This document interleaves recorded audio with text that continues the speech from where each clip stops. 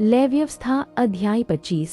फिर यहोवा ने सीनै पर्वत के पास मूसा से कहा, इस्राएलियों से कह कि जब तुम उस देश में प्रवेश करो जो मैं तुम्हें देता हूँ, तब भूमि को यहोवा के लिए विश्राम मिला करे। 6 वर्ष तो अपना अपना खेत बोया करना, और 6 वर्ष अपनी अपनी दाख की बारी छांट छांट कर देश की उपज इकट्ठी किया करना। परंतु 7वें वर्ष भूमि को यहोवा के लिए परम विश्राम काल मिला करे। उसमें न तो अपना खेत बोना और न अपनी दाख की बारी छांटना।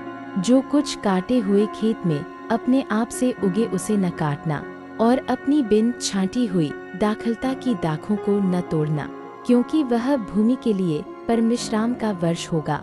और भूमि के विश्राम काल ही की उपज से तुमको और तुम्हारे दास दासी को और तुम्हारे साथ रहने वाले मजदूरों और परदेशियों को भी भोजन मिलेगा, और तुम्हारे पशुओं का और देश में जितने जीव जंतु हों उनका भी भोजन भूमि की सब उपज से होगा।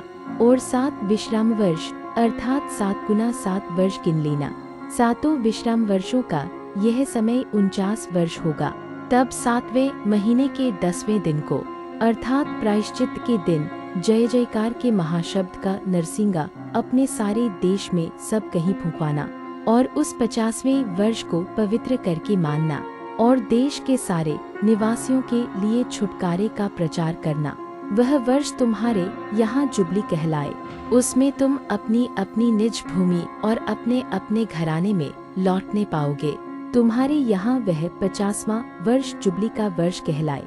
उसमें तुम न बोना, और जो अपने आप उगे उसे भी न काटना, और न बिन छांटी हुई दाखलता की दाखों को तोड़ना, क्योंकि वह जो जुबली का वर्ष होगा वह तुम्हारे लिए पवित्र होगा। तुम उसकी उपज खेत ही में से ले लेके खाना। इस जुबली के वर्ष में तुम अपनी अपनी निज भूमि को लौटने पाओगे।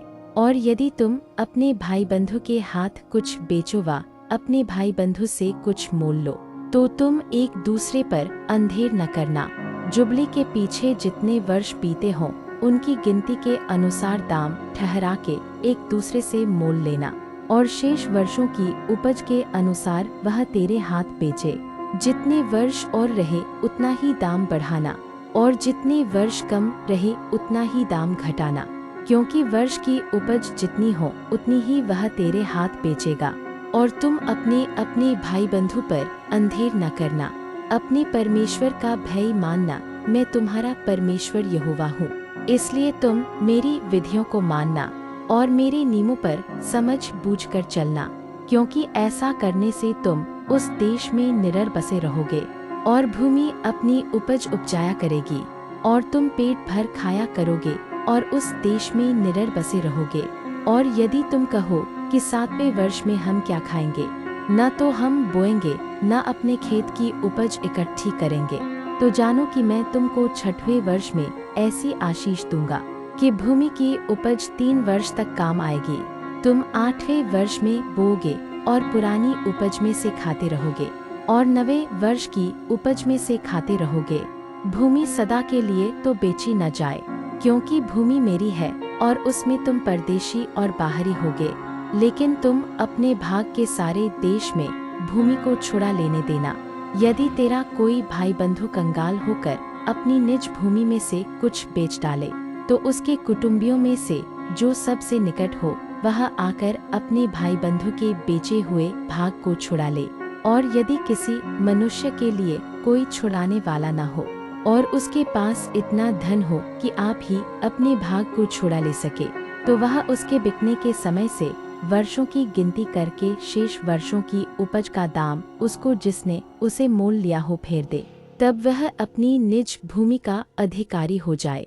परंतु यदि उसके इतनी पूंजी न हो कि उसे फिर अपनी कर सके, तो उसकी बेची हुई भूमि जुबली के वर्ष तक मोल लेने वालों के हाथ में रहे, और जुबली के वर्ष में छूट जाए तब वह मनुष्य अपनी निज भूमि का फिर अधिकारी हो जाए। फिर यदि कोई मनुष्य शहरपनाह वाले नगर में बसने का घर बेचे, तो वह बेचने के बाद वर्ष भर के अंदर उसे छुड़ा सकेगा, अर्थात पूरे वर्ष भर उस मनुष्य को छुड़ाने का अधिकार रहेगा।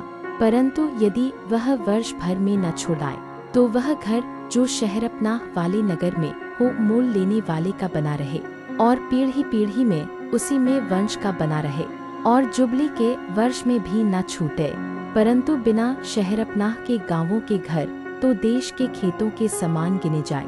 उनका छुड़ाना भी हो सकेगा और वे जुबली के वर्ष में छूट जाए। और लेवियों के निज भाग के नगरों के जो घर हों उनको लेवी जब चाहे तब छुड़ाए। और यदि कोई लेवी अपना भाग न छुड़ाए तो वह बेचा हुआ घर जो उसके भाग के नगर में हो जुबली के वर्ष में छूट जाए, क्योंकि इस्राएलियों के बीच लेवियों का भाग उनके नगरों में वे घर ही है और उनके नगरों की चारों ओर की चराई की भूमि बेची न जाए, क्योंकि वह उनका सदा का भाग होगा। फिर यदि तेरा कोई भाई बंधु कंगाल हो जाए और उसकी दशा तेरे सामने तरस योग्य हो जाए तो तू उसको संभालना, वह परदेशी व यात्री की नाइन तेरे संग रहे, उससे ब्याज व बढ़ती न लेना, अपने परमेश्वर का भय मानना, जिससे तेरा भाई बंधु तेरे संग जीवन निर्वाह कर सके। उसको ब्याज पर रुपया न देना और न उसको भोजन वस्तु लाभ के लालच से देना। मैं तुम्हारा परमेश्वर यहोवा हूँ। मैं तुम्हें कनान देश देने के लिए और तुम्हारा परमेश्वर ठहरने की मनसा से तुमको मिस्र देश से निकाल लाया हूँ।